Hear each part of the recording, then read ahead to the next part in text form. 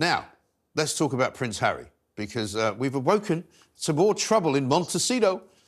Apparently, Harry's homesick, and Ms. Markle is a bit frustrated with her prince. That's what we're told. Joining me now to discuss that and much, much more is Senior Fellow at the New Culture Forum, Rafe Heydel-Mankoo. Rafe, a very good morning to you. Welcome to the brand new, spanking new studio at the Independent Republic. Yes, and apologies, my laptop has failed on me, so I can't even see your studios. I'm on the phone here. Apologies. My goodness me, that's a shocking state of affairs. Well, listen, let's talk about the Homesick Prince, first of all. We can see footage as we speak of him with Meghan Markle talking to various people on a trip abroad. He's there with the umbrella underneath the flashlights of the world's cameras. You know, I mean, we always knew that there was going to be some point at which these two probably had to reconsider what they were going to do with their lives and where they were going to go with everything. Is this that point, do you think? Yeah, well, you know, gosh, who could have thought that a life of self-absorbed, you know, narcissism, meditating and sipping chai all day long with an vacuous Hollywood airheads wouldn't be quite as fulfilling as you would have thought. So, absolutely. I mean, we have to remember, Prince Harry is not born to the Hollywood sort of world.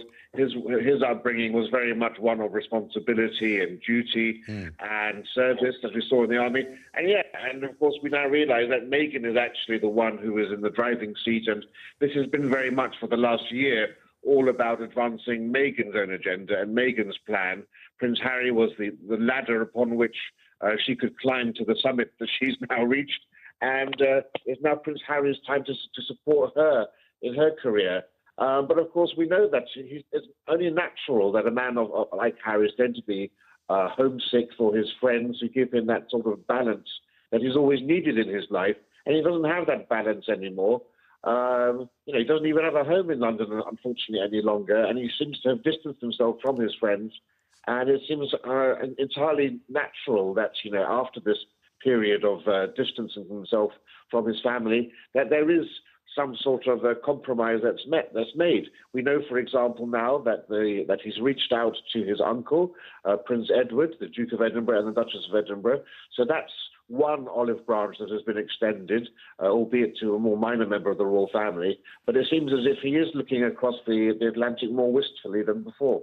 Well, Do you wonder if it has anything to do with the fact that they do appear to some extent to have run out of road? I mean, he took part in the Invictus Games, which he has kind of branded as his own event, which people give him a lot of credit for and people seem to think is a good thing. But, you know, we hear this morning from the chief executive of Spotify that basically the podcasts that they paid millions and millions of dollars for were not a success because basically people didn't like them and they weren't very entertaining and they weren't very interesting. And so at the end of the day, surely, if you can't make money from places like Spotify and Netflix, you have to find another way to make yourself relevant. And it's all very well doing self-help sort of seminars and turning up at various kind of think tanks to discuss, you know, mindfulness and all of that. But there's already a very overcrowded field. And, you know, I think a lot of people in America have kind of taken against Harry and Meghan now. After we saw the South Park sort of, you know, fun-making at their expense, they seem to have become rather a sort of comic couple, if you like. You know, people for whom people don't really see themselves and people who don't look up to them. Yeah, well, I mean, you know, once you are made fun of by late night American talk shows and by South Park, it's pretty much game over for any attempt to try to pass yourself off as being a serious individual.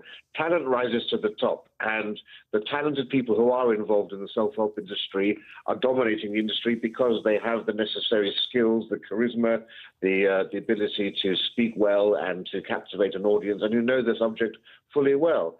Harry and Meghan have never demonstrated any expertise in any field other than that of grievance and victimhood.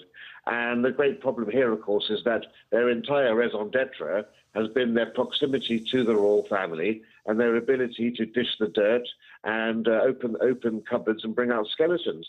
And unfortunately for them, the greater the distance between them and the royal family, the more that their star begins to fade. And of course, we've seen the royal family very clearly closing doors, drawing up the drawbridge and refusing to engage with them on their terms.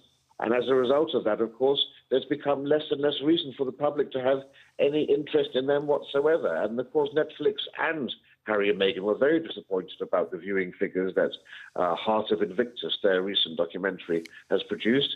And why was that? Because, of course, people are only interested in Harry and Meghan for one thing, and that's their proximity to the royal family. And that's no longer there.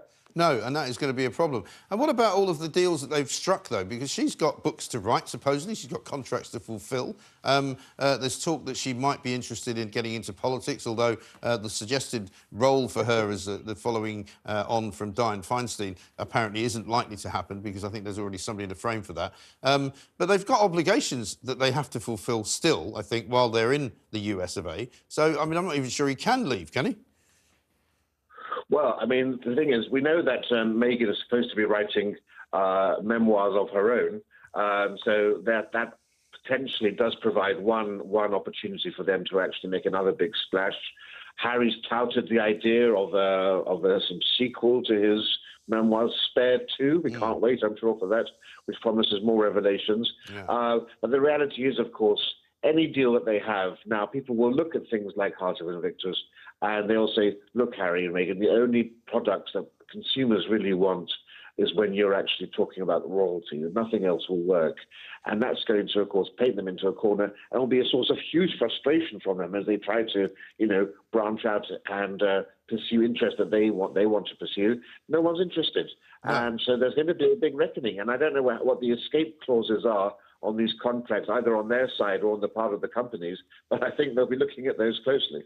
Yeah, I think so. Because, if they're not any longer the goose that lays the golden egg, and it's all kind of running out of road, if you like, I don't even know what he would do if he came back here, because it would be even more obvious if he did come back to this country, actually, that there would be no role for him. He couldn't ask to be re-entered into the sort of royal family rota, because his father's made it very clear, I think, that, there literally isn't anywhere for him to go. I think his father's made it very clear to him as well. If he wants to come back at any point, he has to ask permission to even stay anywhere near the sort of the royal seat, as it were, in Windsor. So I'm not sure how he would reconnect with Britain if he did come back. Yes, and remember, this is a couple that lead a life of idleness. We don't see much of it because they're in California, but we know from their tax returns for Archwell Company that they work for one hour per week. I'm just reminded, of a story that the hairdresser to the Duchess of Windsor said when the Duke and Duchess of Windsor were living in exile in France in a villa. He was doing the Duchess's hair one day, and he looked out of the window and he saw the Duke of Windsor, formerly King Edward VIII, trying to get 5 or 6 pug dogs to listen to him, and they were barking and running around, and he thought, how sad, this was the king and emperor of the biggest empire the world's ever seen. He can't even get his pug dogs to follow him.